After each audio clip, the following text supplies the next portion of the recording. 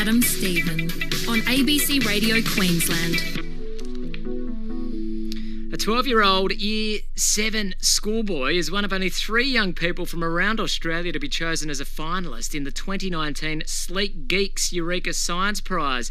He'll be travelling to Sydney to meet Dr. Carl and Adam Spencer, and he might even win some prize money, not only for himself but also his school, Townsville Grammar. Jonathan Davis also has his own YouTube channel called Nitro John. He tried to help Northern Drive's Mark Jeffrey understand neutrinos and just what his entry in this prize was all about. Neutrinos? What are they? Have you ever heard of a neutrino? It's a tiny particle that comes from the sun, other stars, and nuclear reactions here on Earth. Neutrinos... Jonathan Davis, you're in Year 7 at Townsville Grammar School. You're a finalist in the Eureka Prize Sleek Geeks competition. Yes. Are you a sleek geek? I'd like to think so.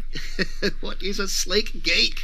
Well, the Sleek Geeks was a TV program with Dr. Carl Krasnicki and Adam B. Spencer. It aired in like 2010 or something, and the secondary division of the Eureka Prizes, the science communication part, is named after the Sleek Geeks. Also, occasionally, that is, maybe once in 70 years, a neutrino will actually interact with a water molecule, and that will produce a... Now, sometimes you're known as Nitro John, because you've got your own YouTube channel. Was what you did there, was that a part of your Nitro John YouTube channel? No, it wasn't. It was just something I did. It is on the YouTube channel. I uploaded it after I made it, but it was for the competition solely and not for the YouTube channel.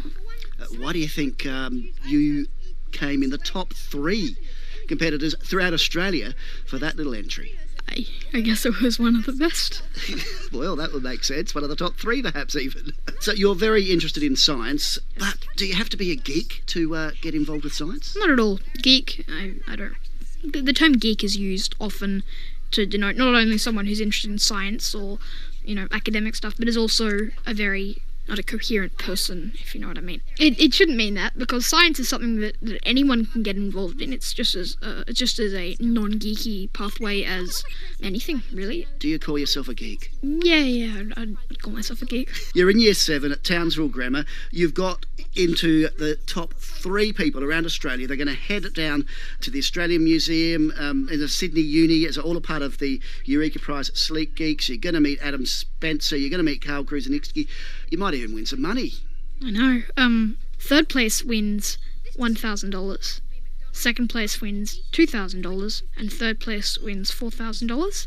Wow. And half of that money is split with the school, so mine would be like $500, $1,000 or $2,000. What are you going to do with that? I guess you'd have to chat to your mum and dad or someone to find out what you're going to do with it. Yeah, I'd save it, or I would use it to buy scientific apparatus. Money is always a tool. Now, your Nitro John YouTube site is pretty impressive. In fact, you even appeared on ABC's Behind the News during the Townsville floods as well. What's got you into, well, at a very young age, what are you, Year 7, are you 12? Yes. What got you as a 12-year-old into becoming your own sort of, up-and-coming YouTube science star? Well, it was... I watched YouTube videos from all sorts of different creators, including Veritasium, made by Derek Muller, who's an Australian, and also The King of Random, which is another YouTube channel. And I decided to start my own YouTube channel way back in 2017, and then that was kind of lay dormant for a year or so, and then I started my channel. Why Nitro John? Why did you call yourself that? Because you want to blow things up with what? Oh no, you don't. Do you blow things up with nitrogen? You can. Liquid nitrogen, when you freeze things, you can do all sorts of fun things. And nitric acid is a precursor to many explosives, but it originally came from when I was writing to chemical suppliers for chemicals, and I would say Jonathan Davis, CEO of Davis Labs, and that after a while that got quite tedious, so I just came up with Nitro John as a parody of Nitrogen and Nitro Jonathan. You haven't had the federal police on your door wondering if you're blowing things up? No, although I have reacted badly to a couple of scam calls telling me that my internet history is rather suspicious. Now, I have heard that you do occasionally blow things up in your own backyard. I have, yeah, actually more inside than my own backyard, but I've done things like igniting hydrogen and, attempting to purify or to convert copper sulfate into sulfuric acid, all sorts of other chemical experiments. A lot of them I did before I actually started the YouTube channel. I don't have many explosions on there at all. Hi, and welcome to the Nitrogen Lab. Today we're going to do a very quick and simple demonstration for you. Good luck with your Eureka Prize Sleek Geeks entry. It's to do with, I can't even understand this, the physics needle in the haystack. That was something I said in the video. It's about neutrinos, which are a kind of subatomic particle, and they have been referred to, and I did in the video, as the physicist's needle in the haystack. Well, the physicist's needle in the haystack makes more sense to me than... what are they? Neutrinos. So what are neutrinos? Neutrinos are tiny particles that have more connotations in the quantum world than our regular one. And they're made in stars and other kinds of nuclear reactions, so that can be in nuclear reactions on Earth, or like the sun produces millions upon millions of neutrinos, and they're these tiny, tiny particles, much smaller than electrons, I think, and they pass through everything. My physics history is a long time ago. We won't go how long ago, before you were born, and I thought quarks were the smallest or something, and neutrinos is something different again. Yeah, so quarks,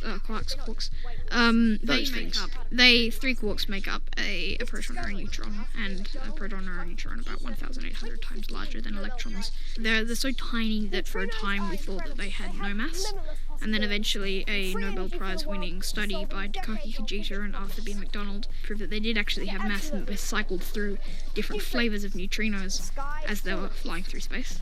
I discussed that in the video.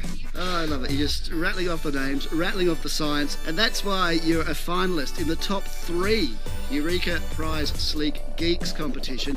You're off to Sydney later this month. Jonathan Davis, Year 7 at Townsville Grammar, and sometimes known as Nitro John. Maybe. We just need more NaOH. Sodium hydroxide lye. Well, what were you doing when you were 12? That's Jonathan Davis, a 12-year-old from Townsville. And best of luck in the Sleek Geeks Eureka Science Prize, Jonathan. Amazing young man.